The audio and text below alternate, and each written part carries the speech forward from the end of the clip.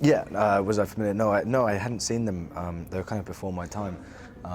So then it was something whereby when I was auditioning for the film and found out I was going to be meeting George and do an audition with him, I was like, all right, I'd seen a lot of his other films, but I was like, it's probably best to check out the Mad Max trilogy. And then was blown away by how inventive they were and how well shot and crafted. And I think George is just he's a brilliant mind, and something that he realises his imagination so well onto the screen.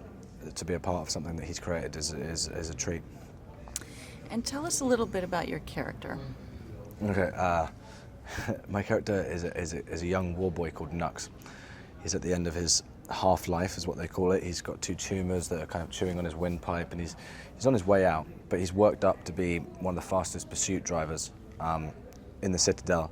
And so these characters believe that if they die in battle in a glorious fashion, being witnessed by everyone else around them, they'll go through the gates of Valhalla and live on with the immortal warriors of all time.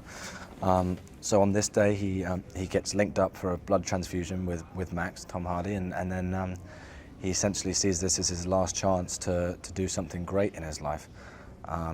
He's also a bit of an odd-looking fella. He's kind of got a shaved head. He's quite skinny and emaciated because there's not a lot of food and everything, in the wasteland, and he's sick.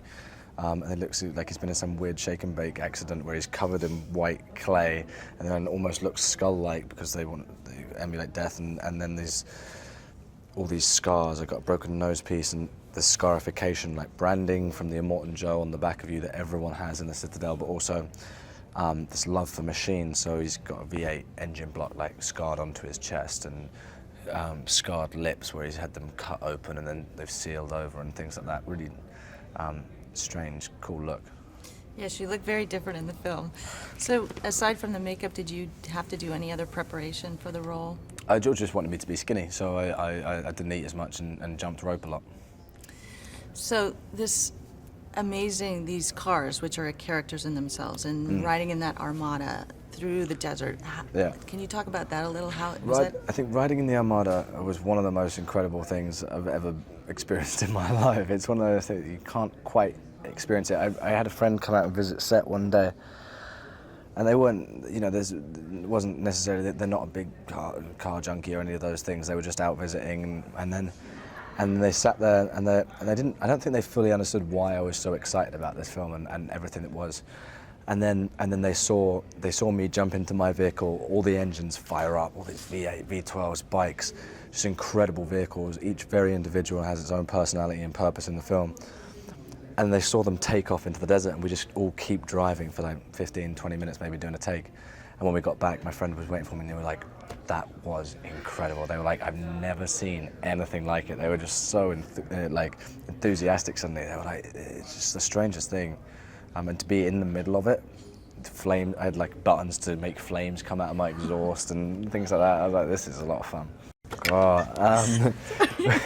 Working with Tom was fantastic. He's someone I look up to. I think he's given some wonderful performances, but then to have the chance to be on set with him and see how he creates characters and brings them to life, and playing Mad Max and taking over from Mel Gibson is a tricky ask, but I don't think they could have found anyone better to do it. Yeah. And talk about working with Charlize.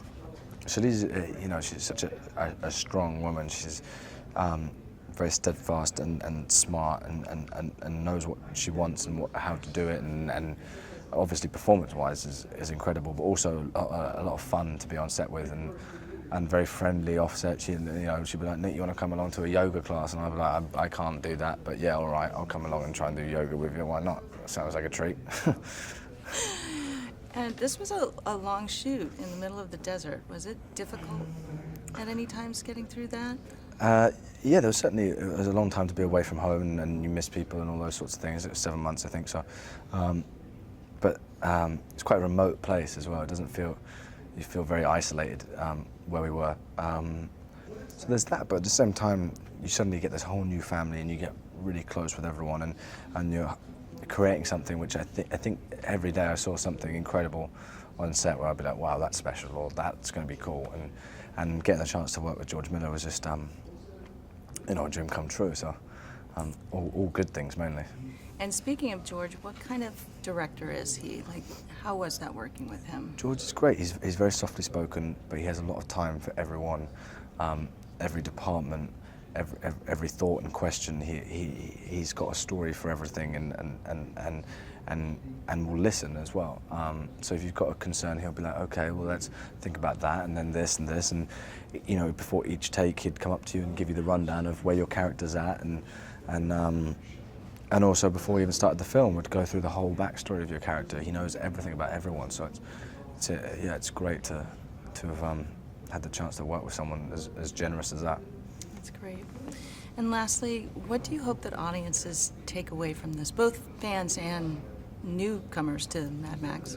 They take away from it, I mean, obviously just a real fun ride is the main thing, where you're just like, as you said, you walk out of there and you're like, I think it's intense, it's full on, but hopefully also like this just amazement at what a world George has created, and these characters that are doing their best to survive in harsh times.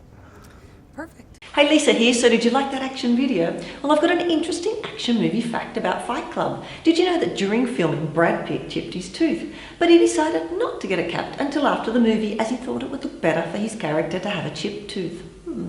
Now, what's your favourite action movie? Let us know in the comments below. And now don't forget to download our Filmies Now app for instant access to all our trailers.